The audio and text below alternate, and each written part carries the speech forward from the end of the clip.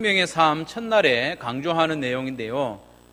우리 신앙생활에서 가장 중요한 것, 우리 신앙생활의 궁극적인 모습, 그게 뭘까요? 가장 중요한 것, 생명의 삶 첫 번째 시간에 강조하는 겁니다. 그게 뭡니까? 관계입니다. 관계. 하나님께서 성도인 우리에게 기대하시고 원하시는 바른 관계입니다. 바른 관계. 하나님 아버지와 그 사랑의 수직적인 관계. 형제들과 지체들과의 그 사랑의 수평적인 관계. 그 관계가 회복되는 것이 하나님의 관심이고 우리에 대한 기대입니다. 이처럼 하나님께서 관계를 소중히 여기시는 이유는 하나님의 본성 때문에 그렇습니다.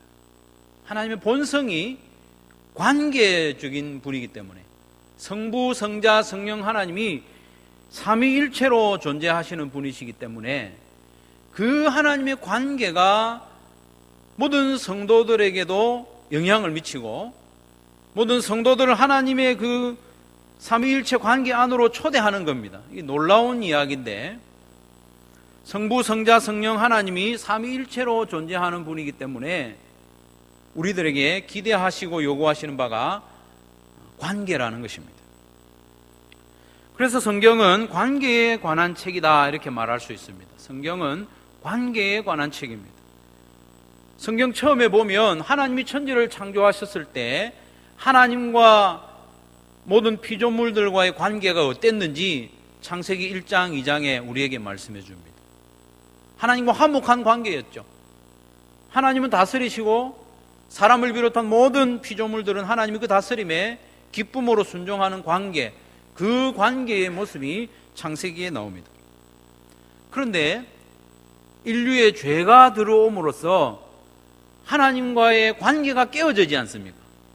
이 관계가 깨어지는 것은 언제든지 죄 때문에 그렇습니다.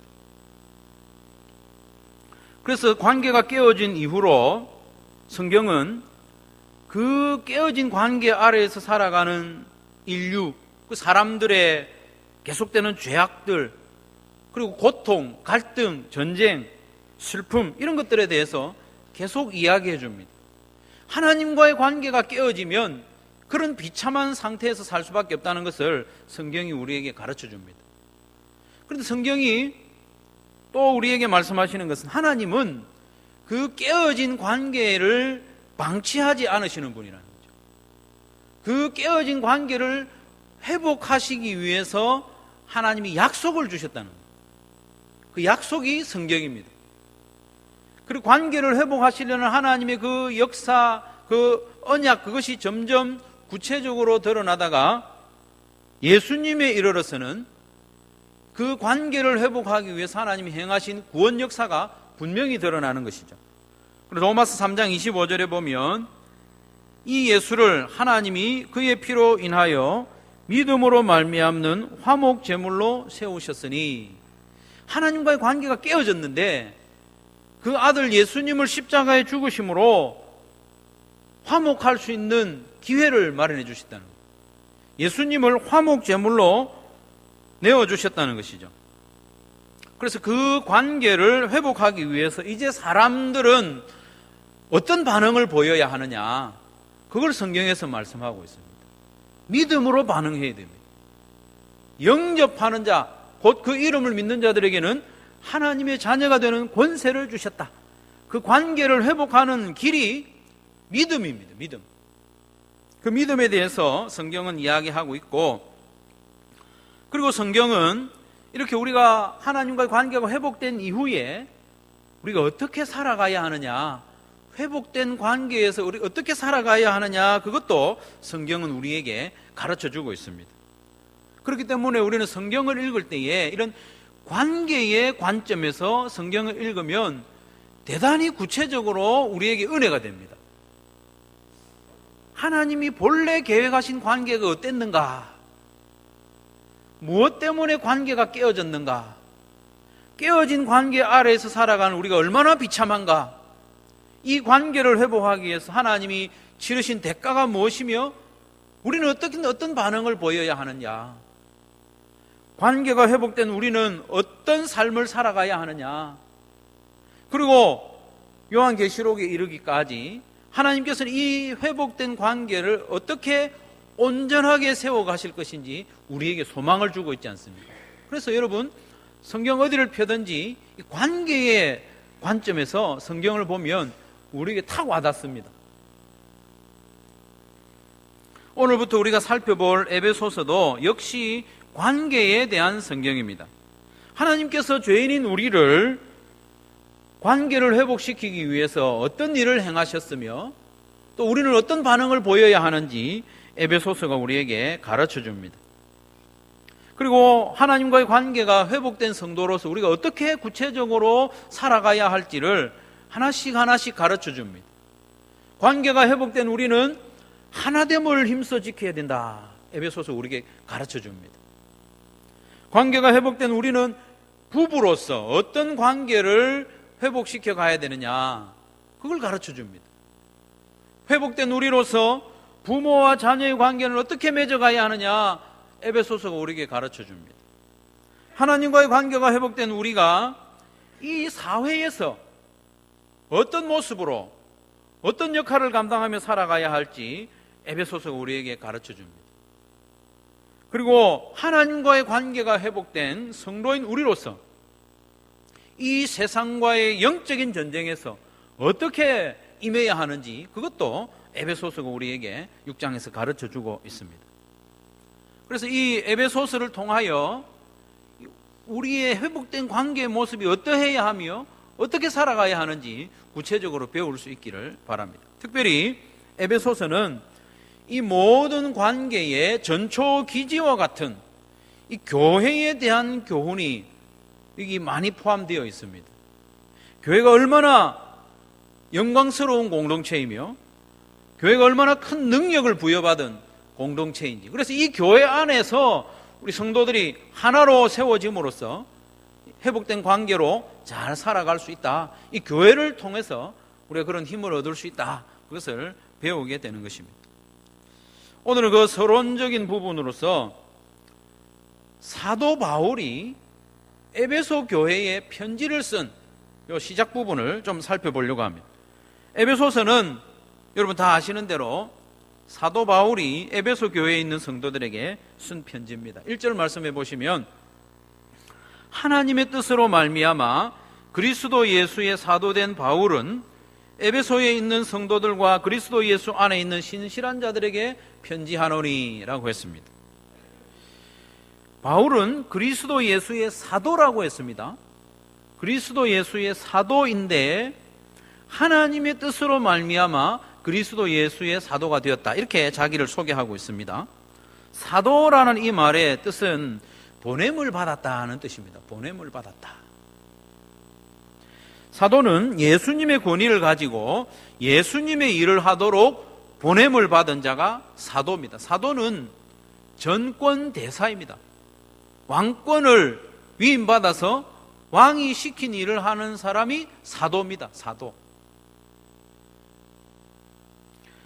그런데 저와 여러분이 잘 아시는 대로 바울은 본래 예수님을 믿는 그런 사람이 아니었지 않습니까? 오히려 교회와 성도들을 핍박하던 자였습니다. 디모데전서 1장 13절에 보면, 내가 전에는 회방자요 핍박자요 포행자이었으나 도리어 긍휼을 입었다라고 했습니다. 하나님이 은혜를 입었다 하는 것입니다. 내가 본래는 교회를 회방하고 성도를 핍박하고 포행하는 그런 사람이었는데 하나님의 긍휼을 입었다 하는 것입니다. 이런 포행자였던 사울이었지만 하나님께서 뜻을 가지셨어요. 하나님이 이 사울을 구원하기로 뜻을 가졌어요. 그리고 이 사울을 사도로 사용하시기로 계획하셨습니다. 그래서 하나님은 사울을 부르신 거예요. 바울은 예수님을 믿는 사람을 붙잡으러 다메섹으로 가던 길에 하나님의 부르심을 받았고, 그 즉시 오히려 이제는 예수님을 전하는 사도로 임명을 받았습니다. 여러분, 이 사울이 부름을 받아서 사도가 되는 이 사건을 보면서 하나님의 부르심은 그 누구도 거역할 수 없다는 것을 여러분 마음에 새기시기를 바랍니다. 하나님께서 뜻하시고 부르시는 사람은 누구도 거역할 수 없습니다. 제 아무리 마음을 단단히 먹고 하나님을 거부하려고 하는 사람이라도 하나님이 뜻하시고 부르시는 사람은 순종할 수밖에 없습니다. 회방자요 핍박자요 포행자였던 사울이 하나님의 부르심을 받아 사도로 세우심을 받은 이 사건을 여러분 꼭 기억하시기를 바랍니다. 하나님의 부르심과 은혜에는 제한이 없습니다. 하나님의 은혜가 얼마나 강력한지 분명히 보고 믿으시기를 바랍니다. 하나님의 은혜가 얼마나 크고 넓은지 여러분 잊지 마시기를 바랍니다. 그래서 칼빈은 이 하나님의 은혜에 대해서 불가항력적인 은혜다 하는 것입니다. 하나님이 뜻하여 부르시기로 작정하고 하나님이 은혜 베푸시기로 작정하면 그 하나님의 뜻에 거부할 수 없다는 것입니다. 그래서 불가항력적인 은혜, 우리는 다 하나님의 불가항력적인 은혜를 받아 성도로 부르심을 받은 줄로 믿으시기를 바랍니다. 그래서 혹시 여러분 주위에 신앙적으로 좀 걱정되는 사람이 혹시 있더라도 너무 미리 낙심하지 마시기 바랍니다. 하나님이 부르시기로 작정만 하면 누구라도 하나님 앞에 나올 수밖에 없습니다. 하나님께서는 천하의 회방자, 포행자 사울을 불러 사도로 세우시는 분이심을 여러분 마음에 꼭 믿으시기를 바랍니다. 두 번째로 이 편지는 에베소에 있는 성도들과 그리스도 예수 안에 있는 신실한 자들에게 쓴 편지입니다. 에베소에 있는 성도들, 곧 에베소 교회에 쓴 편지입니다. 이 편지는 안부나 묻는 그런 안부 편지가 아닙니다. 요즘 이메일로 편지를 쓰듯이 그렇게 손쉽게 쓴 편지도 아닙니다. 이 편지는 많은 비용을 들여서 많은 노력을 해서 쓴 고귀한 편지입니다. 위대한 편지입니다. 이 편지는 교회를 세우고 사명을 일깨우는 위대한 편지인 것이죠. 사도는 하나님의 부르심을 받아 보내심을 받은 자라고 했습니다. 여러분 기억할 것은 보냄을 받았다. 사도는 보냄을 받은 자지 않습니까? 보냄을 받았다 하는 것은 뭘 전제로 합니까? 불렀다는 것이죠. 보내기 위해서는 먼저 부르십니다. 성도 또한 하나님의 부르심을 받았기 때문에 보냄을 받는 그런 존재입니다. 부르심은 받았는데 보내심을 받지 않은 사람은 아무도 없습니다.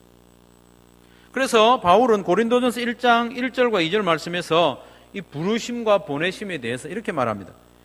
바울이 하나님의 부르심을 받아 사도로 보냄을 받은 것처럼 고린도 교회는 성도로 부르심을 받았어. 하나님의 일을 위해서 보냄을 받은 자들이다. 이런 말씀을 합니다. 여러분, 부름을 받았다는 것은 보냄을 받기 위한 일인 것이죠. 고린도 교회와 마찬가지로 에베소에 있는 성도들, 에베소 교회들 역시 하나님의 부르심을 받았습니다. 그렇기 때문에 하나님의 부르심을 받은 이 에베소 교회는 하나님의 보내심을 받는 그런 교회인 것이죠. 여러분, 교회라는 말 자체가 불러냈다는 뜻 아닙니까?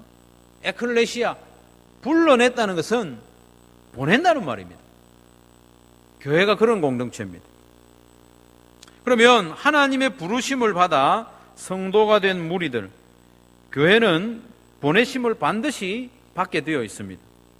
하나님께서는 보내려고 하지 않고는 부르지 않습니다. 바울을 부르신 것도 사도로 보내시기 위함이고, 교회를 부르신 것도, 저와 여러분을 성도로 부르신 것도 보내기 위함임을 여러분 마음에 꼭 새겨야 됩니다. 나는 그냥 부르심을 받은 그대로 살래, 그런 건 있을 수 없습니다. 부름을 받은 자는 반드시 보냄을 받게 되어 있습니다. 사도는 사실 한시적인 직분이었습니다. 예수님의 12 제자가 사도로 부름을 받지 않았습니까? 그리고 오늘 본문을 기록한 바울도 사도로 부름을 받았습니다.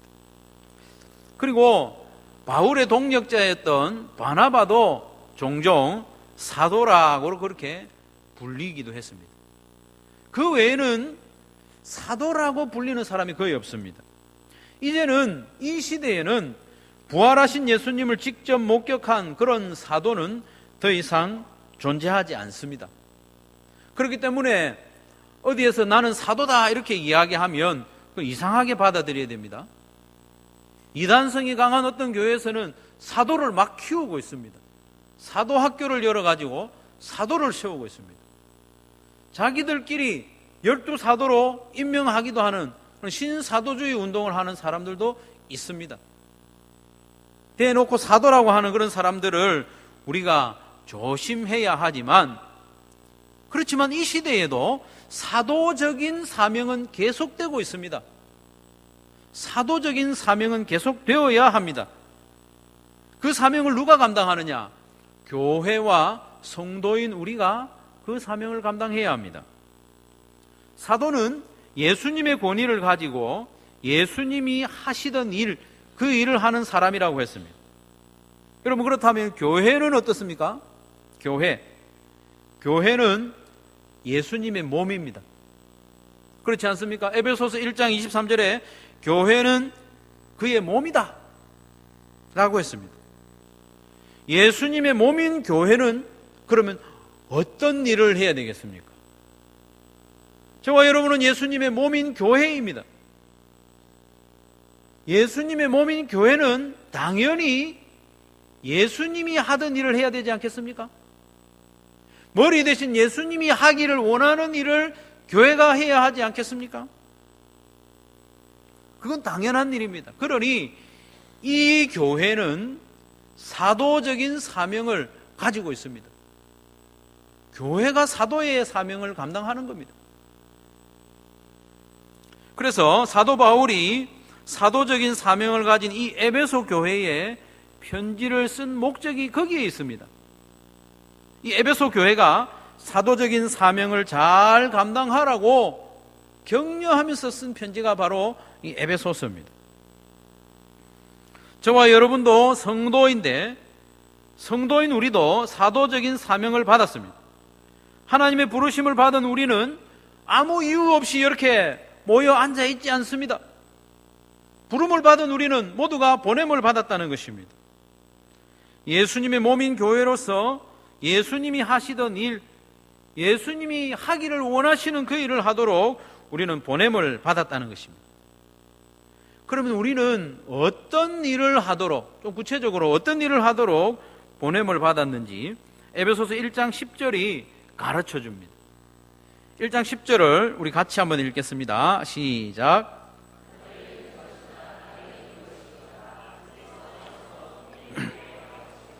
아멘. 이 일은 예수님이 십자가에 죽으시면서 이루시고자 하셨던 일입니다. 하늘에 있는 것이나 땅에 있는 것이 다 그리스도 안에서 통일되게 하려 하심이라. 만물이 예수님 안에서, 예수님으로 말미암아 통일되고 회복되게 하는 것, 이것이 예수님의 십자가 죽음의 목적입니다. 이 통일이라고 하는 말은 다시 회복한다, 다시라는 의미가 여기 들어 있습니다. 하나님이 천지를 창조하셨던 그 처음의 관계, 하나님을 하나님으로 인정하고 하나님의 다스림에 온전히 순종하는 그런 관계, 하나님의 피조물들이 하나님이 제정하신 그 창조의 질서에 따라 아름다운 관계로 살아가는 그 모습을 회복하는 것이 예수님의 십자가 죽음의 목적이라는 것입니다. 그것이 회복입니다. 그것이 구원입니다. 그래서 우리는 교회 안에서뿐만 아니라 가정에서도 예수님이 맡기신 그 일을 해야 합니다. 그 일이 뭡니까? 관계의 회복입니다. 하나님과의 관계 회복, 지체들과의 관계 회복. 예수님께서는 성도인 우리가 가정에서 어떤 관계로 살아가기를 원하시는지 우리는 알아야 됩니다. 성경을 통해서. 그 모습대로 살아가는 것이 우리의 사명입니다. 사회생활에서도 마찬가지입니다. 학교에서나 직장에서 우리는 예수님이 하기를 원하시는 그 일을 우리는 맡아서 보냄을 받은 것입니다. 예수님이 하기를 원하시는 일이 뭡니까? 관계를 회복하는 겁니다. 직장에서, 학교에서 만나는 모든 이들이 그들 또한 하나님과의 관계가 회복되고 우리가 참여한 모든 관계 안에서 화평하게 되는 그것이 우리에게 주신 사도적인 사명입니다. 그 모든 일들은 모두 관계를 회복시키는 일입니다. 성도인 우리가 가정에서나 사회에서 만나는 이들이 하나님과의 관계가 회복되도록 섬기는 것, 사랑으로 봉사하는 것도 될 수 있고 구체적으로 복음을 전하는 것도 될 수 있습니다. 그리고 예수님의 십자가 죽음은 죄인과 하나님과의 관계만 회복하는 것이 아니라 사람들 사이에 깨어진 그 관계도 화목하게 만드는 것입니다. 고린도후서 5장 18절에 이렇게 말씀합니다. 모든 것이 하나님께로 났나니 저가 그리스도로 말미암아 우리를 자기와 화목하게 하시고 또 우리에게 화목하게 하는 직책을 주셨다고 했습니다. 우리로 하여금 하나님과 화목하게 하실 뿐만 아니라 우리로 하여금 화목하게 하는 직책 주셨고 이어지는 19절 말씀에 보면 화목하게 하는 말씀을 주셨다고 했습니다. 여러분, 화목하게 하는 직책은 본래 예수님 것 아닙니까? 예수님이 화목 제물입니다. 화목하게 하는 직책은 본래 예수님이 하시던 일인데 그 직책을 우리에게도 주셨다고 했습니다. 왜 그렇습니까? 성도인 우리는 예수님의 몸된 교회이기 때문에, 예수님의 몸된 교회이기 때문에 우리는 예수님이 하시던 그 일, 예수님이 우리에게 맡기신 그 일을 해야 하는 것이죠. 그것은 바로 관계의 회복입니다. 사랑하는 성도 여러분, 저와 여러분도 사도 바울처럼 하나님의 뜻으로 말미암아 부르심을 받았음을 여러분 기억하시기를 바랍니다. 성도인 우리, 교회인 우리도 사도적인 사명, 예수님이 십자가에 죽으시면서까지 이루시고자 하셨던 그 궁극적인 일, 만물이 그리스도 안에서 통일되게 하시는 그 일을 우리에게 맡겨주신 것이죠. 우리가 소속한 곳에서, 우리가 가는 곳에서 하나님과의 관계가 회복되고 화목되게 하는 그 일, 우리의 사명입니다. 우리들 사이에서도 관계가 회복되고 화평하게 되는 것이 저와 여러분이 맡은 사도적인 사명이라는 것을 여러분 기억하시기를 바랍니다. 세 번째로 사도 바울이 이 위대한 편지를 쓰면서 먼저 은혜와 평강을 기원하고 있다는 것입니다. 2절 말씀해 보면 하나님 우리 아버지와 주 예수 그리스도로부터 은혜와 평강이 너희에게 있기를 원하노라. 인사말 부분에 있는 이 기원은 의례적인 인사가 아닙니다. 이 기원은 사도 바울 마음 깊이 있는 간절한 기도입니다. 간절한 기도입니다. 하나님 우리 아버지와 주 예수 그리스도로부터 은혜와 평강이 너희에게 있기를 원하노라. 너희가 그렇게 평안하게 그냥 잘 살기를 원한다, 그런 기원이 아닙니다. 에베소에 있는 이 성도들이 이 땅에 사는 동안 사도적인 사명을 감당하기 위해서는 하나님의 은혜와 평강이 반드시 필요하다는 것을 사도 바울이 알았기 때문입니다. 에베소 교회가 살아가는, 성도들이 살아가는 그 현실은 폭풍처럼 밀려오는 핍박으로 가득한 시대였습니다. 처절한 영적인 전쟁 가운데 있으면서도 버틸 수 있는 힘은 하나님 우리 아버지와 주 예수 그리스도로부터 오는 은혜와 평강이 있을 때에 힘을 얻는 것입니다. 그렇기 때문에 사도 바울은 이 편지를 시작하면서 은혜와 평강이 너희에게 있기를 원한다, 기원하고 있는 것입니다. 뿐만 아니라 사도 바울은 이 에베소서를 마치면서도 6장 24절에서도 다시 은혜를 기원하고 있습니다. 우리 주 예수 그리스도를 변함없이 사랑하는 모든 자들에게 너희에게 은혜가 있을지어다. 은혜가 있어야 이 사명을 감당할 수 있거든요. 사도 바울은 그것을 잘 알았습니다. 지금 이제부터 써내려가야 하는 이 편지의 내용, 그 당부, 모든 이 사도적인 사명은 하나님의 은혜가 아니고서는 이 에베소 교회 성도들이 도무지 감당할 수 없음을 알았기에 하나님 우리 아버지와 주 예수 그리스도로부터 은혜와 평강이 너희에게 있기를 원한다. 그래야 너희들이 이 사도적인 사명을 감당할 수 있다 말씀하는 거죠. 하나님께서 예수님을 십자가에 매어 다시면서까지 회복하고자 했던 그 화목한 관계, 죄인들이 하나님과 화목할 뿐만 아니라 죄인이었던 우리들이 서로 사랑하고 화목한 관계를 이루는 이것, 우리 힘으로서는 할 수 없지 않습니까? 내가 결심한다고 하나 될 수 있습니까? 내가 노력한다고 화목할 수 있습니까? 하나님의 은혜가, 하나님의 평강이 우리에게 있어야 이 사명을 감당할 수 있습니다. 무엇보다도 우리는 얼마나 하나가 되어야 하는가 하면 성령 안에서 하나님이 거하실 처소가 되기 위해서 우리가 바로 성전이 되어야 하기 때문에 이 일은 우리 힘으로 할 수 없지 않습니까? 우리가 하나가 되고 성전이 되어가는 그 과정에 우리가 얼마나 힘이 들겠습니까? 성도라고 하긴 하는데 여전히 다투기 좋아하고 유치한 질투와 거짓의 말과 험담과 남의 말과 분열과 교만의 모습이 우리에게 늘 보이는데 우리가 어떻게 하나님이 거하실 거룩한 처소로 함께 지어져 갈 수 있습니까? 우리 힘으로 안 되는 일이죠.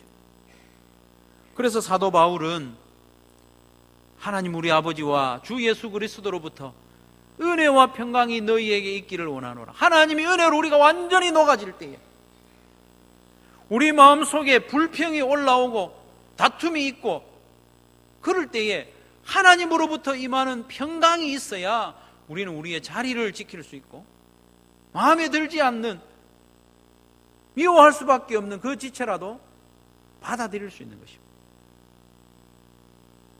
성도라고 하지만 부부 사이의 관계와 또 부모 자녀 간에 있는 그런 계속되는 갈등 관계, 이 갈등 관계를 어떻게 우리가 화목한 관계로 회복시킬 수 있습니까? 우리 힘으로는 안 되는 것입니다. 하나님의 은혜가 아니면, 하나님의 도우심이 아니면 불가능한 일입니다. 사회에서도 마찬가지입니다. 하나님의 은혜가 아니면 화목하게 하는 직책을 우리가 어떻게 감당하겠습니까? 특히 교회와 성도는 이 땅에서 계속적으로 영적인 전쟁 가운데 있는데 이 영적인 전쟁, 이 전쟁도 하나님의 은혜와 하나님 주시는 평강이 아니면 계속할 수가 없는 것입니다. 그렇기 때문에 사도 바울은 본격적으로 편지를 써내려가기 전에 하나님 우리 아버지와 주 예수 그리스도로부터 은혜와 평강이 너희에게 있을지어다, 그렇게 기원을 하고 있는 것입니다. 사랑하는 성도 여러분, 저와 여러분은 하나님의 은혜로 부르심을 받아 성도가 되었습니다. 하나님의 자녀가 되었습니다. 뿐만 아니라 하나님의 보내심을 받은 그런 사도적인 사명을 받았습니다. 그 사명을 감당하기 위해서 우리는 절대적으로 하나님의 은혜와 평강이 필요합니다. 우리는 하나님의 은혜가 필요합니다. 하나님 주시는 평강이 있어야 우리의 사명을 감당하는 가운데 있는 여러 가지 어려움, 갈등 상황 가운데서도 자리를 지키고 평안을 잃어버리지 않을 수가 있는 것입니다. 우리는 찬양합니다. 은혜 아니면 우리는 살아갈 수 없네. 우리는 은혜 아니면 살아갈 수 없습니다. 왜냐하면 나를 지으신 이가 하나님이시고 나를 부르신 이도 하나님이시고 나를 보내신 이도 하나님이시기 때문에 하나님의 은혜가 있을 때에 하나님이 보내시는 그 험한 사역지로, 사명지로 갈 수 있는 것입니다. 그렇습니다. 우리는 하나님의 은혜가 아니면 살아갈 수 없습니다. 우리는 하나님의 은혜가 아니면 맡겨주신 사명을 조금도 감당할 수 없습니다. 그러니 우리는 겸손하게 그리고 간절하게 하나님의 은혜를 구해야만 합니다. 하나님, 나에게 은혜가 필요합니다. 하나님 주시는 은혜와 능력이 필요합니다. 수시로 요동치는 내 마음에 하나님 주시는 평강이 있어야 합니다. 기도하시기를 바랍니다. 성도로서, 주님의 몸된 교회로서 이 사도적인 사명을 감당할 수 있도록 은혜와 평강을 구하는 성도들이 되시기를 간절히 바랍니다. 시편 123편 1절 2절에 그 시인이 이렇게 고백합니다. 하늘에 계시는 주여, 내가 눈을 들어 주께 향하나이다. 상전의 손을 바라보는 종들의 눈같이, 여주인의 손을 바라보는 여종의 눈같이 우리의 눈이 여호와 우리 하나님을 바라보며 우리에게 은혜 베풀어 주시기를 기다리나이다. 이 고백이 우리의 고백이 되어야 합니다. 이 기도가 우리의 기도가 되어야 합니다. 우리는 하나님만 바라보아야 합니다. 하나님 은혜 베풀어 주시기를 기대하면서 절대 의존하는 심정으로 은혜를 구하며 기도해야 하는 것입니다. 그래서 하나님께서 우리에게 은혜를 베풀어 주시면 우리가 가는 곳마다, 우리가 섬기는 사람마다 하나님과의 관계가 회복되는 그런 놀라운 열매를 목도할 수 있을 줄로 믿으시기를 바랍니다. 사람들 간에도 화목하게 되며 관계가 회복될 줄로 믿습니다. 은혜로만 그렇게 됩니다. 은혜로만. 하나님께서 평강 주시면 그 어떤 시련과 핍박과 고통과 궁핍 가운데서도 평안을 잃어버리지 아니하고 하나님께서 맡겨주신 그 사명의 길을 계속할 수 있습니다. 우리가 어떻게 흔들리지 않고 그 사명의 길을 계속할 수 있습니까?